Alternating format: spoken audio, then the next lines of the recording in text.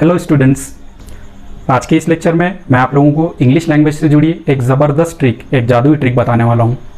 एक ऐसी ट्रिक जो ना सिर्फ आप लोगों के वर्ड मीनिंग्स को काफ़ी स्ट्रॉन्ग बना देगी, बल्कि आप लोगों के स्पेलिंग के कन्फ्यूजन को भी दूर कर देगी। यकीन जानिए, अगर अभी आप लोग जानते हैं इंग्लिश के 2000 वर्ड्स, 2000 वर्ड्स, तो इस ट्रिक के बाद कम से कम 4 गुना वर्ड्स आप लोगों के जहन में आ जाएंगे, 8000 वर्ड्स के आसपास। क्या है ये ट्रिक? इसी एक वीडियो लेक्चर में कुछ मिनट के अंदर मैं आप लोगों को बताऊंगा कि प्रीफिक्स क्या है, रूट वर्ड या मेन वर्ड क्या है और सफिक्स क्या है। किन वर्ड्स के साथ हम लोग क्या प्रीफिक्स या क्या सफिक्स यूज़ कर सकते हैं। क्या सफिक्स या प्रीफिक्स लगाने से वर्ड का मतलब, वर्ड का मीनिंग अपोजिट हो जाता है, किस तरह से इन्हें यूज़ करना है, और कम से कम 10 कॉमन प्रीफिक्सेस इंग्लिश लैंग्वेज के और 10 कॉमन सफिक्सेस इंग्लिश लैंग्वेज के और इनके रूल्स, इतना सभी कुछ, ये जादुई ट्रिक्स कुछ मिनटों में आप लोग सीखने वाले हैं। तो प्लीज़ वीडियो के एंड तक मेरे साथ बने रहिए। शुरुआत करते हैं हम लोग प्रीफिक्स इस वर्ड से। अब देखिए, आप लोग इस वर्ड को अगर केयरफुली देखें तो प्री यानी पहले और फिक्स करना यानी लगाना। प्रीफिक्स पहले लगाना, क्या डेफिनेशन है इसकी? ग्रुप ऑफ लेटर्स होना चाहिए, या लेटर भी रहा तो चलेगा। कभी कभार प्रीफिक्स में हम लोग एक लेटर लगाते हैं या सफिक्स में एक लेटर लगाते हैं और कभी कभार एक से ज़्यादा। तो प्रीफिक्स क्या होता है? ये एक लेटर या एक से ज़्यादा लेटर का ग्रुप होता है। कब लगाते हैं हम इसे? At the beginning of root word, root word के पहले। रूट वर्ड क्या होता है? मेन वर्ड होता है, और उसको प्रीफिक्स लगाने से उसका मीनिंग थोड़ा सा चेंज हो जाता है। कभी कभार तो कोई रूट वर्ड के पहले आप लोग अगर प्रीफिक्स लगा रहे हैं तो वो वर्ड अपने आप का अपोजिट बन जाता है। रूट वर्ड में कभी कोई तब्दीली नहीं होती, जैसे कि यहाँ पर आप देखेंगे रूट वर्ड लाइक है, तो यहाँ पर जैसे का वैसा है, ठीक है। और लाइक प्रीफिक्स यहाँ पर है डिस, यानी इसे हम लोगों ने पहले लगाया है, ठीक है। फिर एक मरतबा बताता हूँ, प्रीफिक्स पहले लगाना। जैसे लाइक में हम लोगों ने डिस लगाया तो डिसलाइक, अब ये वर्ड अपने आप का एंटोनिम बन गया, अपोजिट बन गया। यहाँ हैप्पी, ये रूट वर्ड है, उसके पहले हम लोगों ने अन लगाया, अनहैप्पी, तो ये वर्ड अपने आप का अपोजिट बन गया। यहाँ पर है कंप्लीट, ये एक रूट वर्ड है, उसके पहले हम लोगों ने इन लगाया। याद रखिए, कंप्लीट का अपोजिट अनकम्प्लीट नहीं होता। काफ़ी सारे लोग कहते हैं काम अभी अनकम्प्लीट है, वर्क अभी अनकम्प्लीट है। कंप्लीट का अपोजिट होगा इनकम्प्लीट। तो प्रीफिक्स क्या है? लेटर या लेटर्स होते हैं जो किसी वर्ड के पहले आते हैं, उनके आने से वर्ड का मीनिंग चेंज हो जाता है। कभी कभार इतना चेंज हो जाता है कि वर्ड अपने आप का अपोजिट बन जाता है, लेकिन वर्ड की स्पेलिंग में कोई डिफरेंस नहीं आता। याद रखिए, no change in root word, इसके स्पेलिंग में कभी कोई फ़र्क नहीं आता।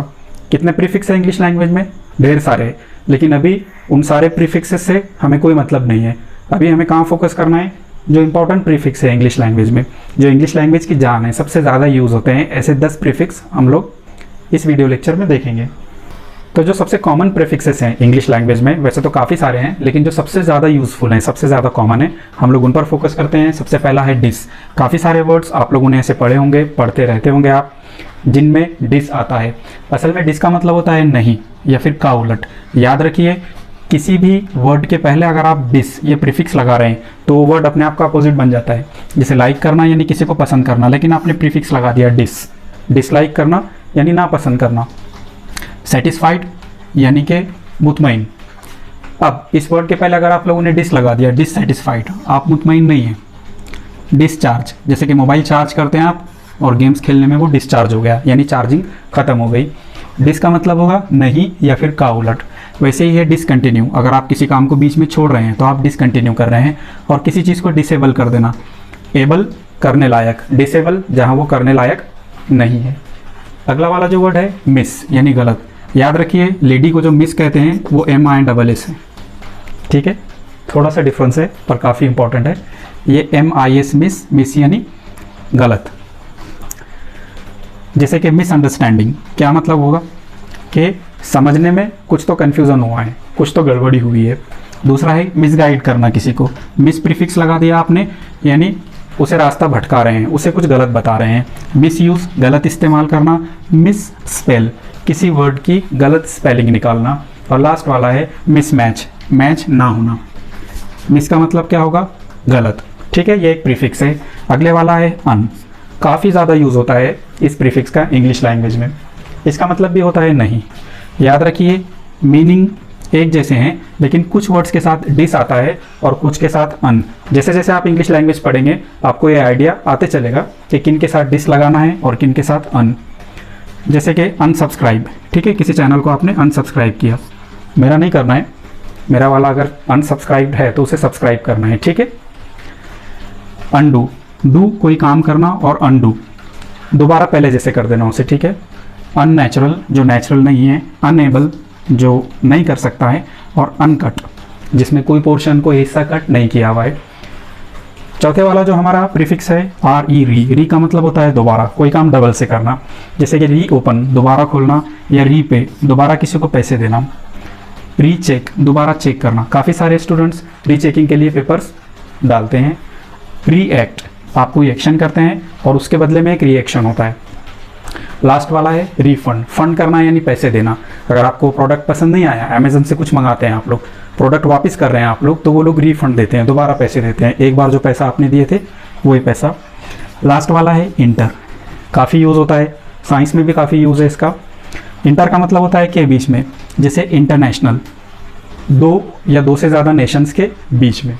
याद रखिए नेशन जैसे कि एक इंडिया या फिर पाकिस्तान या फिर अमेरिका, और नेशनल नेशन से जुड़ा हुआ, इंटरनेशनल दो या ज़्यादा नेशन से जुड़ा हुआ। इंटर रिलेटेड दो चीज़ें जब आपस में एक दूसरे से जुड़ी रहती हैं, इंटरचेंज करना, एक दूसरे से बदलना। और अगला है इंटरनेट, आपका कंप्यूटर है और डेटाबेस है, दोनों के बीच में काम कर रहा है इंटरनेट। और लास्ट वाला है इंटरवल, जैसे मूवी है एक, वो देख रहे हैं आप लोग, दो पोर्शन है उसके और उन दोनों के बीच में इंटरवल है, ठीक है, गैप है थोड़ी देर का। एक और चीज़ बताता चलो, इंटर और इंट्रा का डिफरेंस याद रखिए, INTER इंटर। इंटर का मतलब होगा के बीच, जैसे कि यहाँ पर आपके पास एक सेल है, ठीक है, और एक दूसरा सेल है, इसका नाम देते हैं हम लोग A और इसका B। तो इन दो सेलों के बीच अगर, इन सेल्स के बीच अगर कुछ है तो वो रहेगा इंटर सेलुलर, दो सेल्स के बीच में। लेकिन यहाँ इस सेल के अंदर अगर कोई चीज़ है, जैसे कि यहाँ पर है माइटोकॉन्ड्रिया, या यहाँ पर है न्यूक्लियस, या यहाँ पर है फ्लूइड, तो ये चीज़ें इंट्रा है यानी के अंदर है। इंटर के बीच में और इंट्रा के अंदर, याद रहेगा जब आप इंट्रा सेलुलर कहेंगे मतलब इस सेल के अंदर। बाकी 5 प्रीफिक्सेस भी अभी देखते हैं हम लोग। अगला वाला जो प्रीफिक्स है हमारा नंबर 6, वो है PRE, प्री यानी पहले, जैसे कि प्री प्लान कोई चीज़ प्लान करने के पहले, या प्रीपेड जिसके पैसे आप लोगों ने पहले ही देने होते हैं। प्रीपेड है यानी कि महीने भर का पैसा या साल भर का पैसा आपने पहले ही दे दिए और बाद में उसका यूज़ करेंगे आप। प्रीफिक्स यानी पहले लगाना। प्री वॉर, वॉर यानी जंग, जंग के पहले की अगर कोई बात है तो आप लोग कह सकते हैं प्री वॉर। और लास्ट वाला है प्री हीट, किसी चीज़ को पहले गर्म करना, जैसे प्री हीट द पैन, के पैन को थोड़ा सा प्री हीट कर लें। अगले वाला है नॉन, आसान है, इसका मतलब है नहीं, ठीक है। किसी भी वर्ड के पहले अगर आप लोग नॉन लगा रहे हैं तो वो वर्ड अपने आप का अपोजिट होगा। जैसे सेंस यानी समझदारी की बात, नॉनसेंस बेसमझी बात, बेतुकी बात कह सकते हैं आप किसी को, व्हाट नॉनसेंस इज इट। अगले वाला है नॉन स्मोकर, ऐसा इंसान जो सिगरेट वगैरह नहीं पीता है। नॉन वेज, नॉन पॉइजनस, ऐसा सांप वगैरह जिसमें पॉइजन नहीं है। और लास्ट वाला है नॉन स्टॉप, कोई अगर बिना रुके बात कर रहा है तो आप लोग कह सकते हैं you have been talking non stop. 8वां जो हमारा प्रीफिक्स है वो है सुपर, सुपर यानी से ऊपर, से बेटर, से अच्छा, जैसे कि सुपरमैन जो आम इंसानों से हटकर है, उनसे थोड़ा सा अलग है। सुपर वुमन या सुपर पावर यानी आमतौर पे जितनी ताकत रहती है उससे ज़्यादा ताकत। सुपर हिट जो काफ़ी हिट हुआ हो, या सुपरवाइज़र यानी बाकी लोगों पर जो नज़र रखता हो, वॉच रखता हो, उन्हें गाइड करता हो। सेकंड लास्ट हमारा जो प्रीफिक्स है वो है सब, सब का मतलब होता है से छोटा या के नीचे।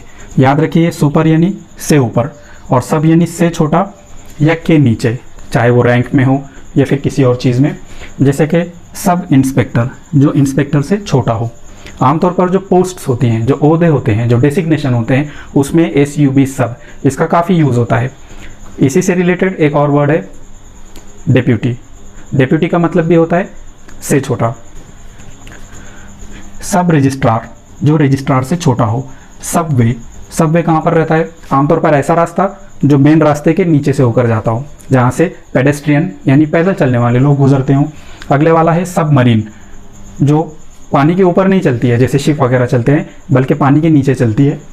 और लास्ट वाला है सब हेडिंग, जैसे कि ये हेडिंग हो गई और इसके नीचे अगर मैं यहाँ और कुछ लिखूँ तो वो होगी हमारी सब हेडिंग। सबसे लास्ट है एंटी, इसका मतलब भी होता है का उलट, ठीक है। जैसे कि हमारे पास एक वर्ड है एंटीसेप्टिक। सेप्टिक का मतलब जिसमें जर्म्स लगे हों, माइक्रो ऑर्गेनिजम्स लगे हों। एंटीसेप्टिक जो जर्म्स को, माइक्रो ऑर्गेनिजम्स को ख़त्म करता हो, एंटीसेप्टिक क्रीम। इस तरह से एंटीबॉडी, अगर हमारी बॉडी में कोई वायरस आते हैं, कोई बैक्टीरिया आते हैं, तो बॉडी एंटीबॉडी प्रोड्यूस करती है ताकि उस बीमारी को, उन माइक्रो ऑर्गेनिजम्स को ख़त्म कर सके।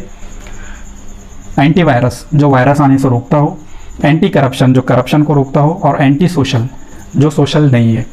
इस तरह से हमारे पास में ये 10 अलग अलग प्रीफिक्सेस हैं। तो क्या देखा हम लोगों ने आज के इस वीडियो लेक्चर में? हमने देखा कि एक रूट वर्ड क्या होता है और प्रीफिक्स क्या होता है, और इंग्लिश लैंग्वेज में जो 10 इंपॉर्टेंट प्रीफिक्सेस हैं हम लोगों ने उन्हें देखा किस तरह वो लगाने से कभी कभार वर्ड्स अपने आप के अपोजिट बनते हैं। कमेंट्स में मुझे बताइए और क्या प्रीफिक्सेस हम लोग यूज़ कर सकते हैं। अगर वीडियो आप लोगों को पसंद आई हो तो प्लीज़ इसे अपने दोस्तों के साथ शेयर कीजिए और चैनल को सब्सक्राइब कीजिए। वीडियो लेक्चर सुनने के लिए आप लोगों का शुक्रिया।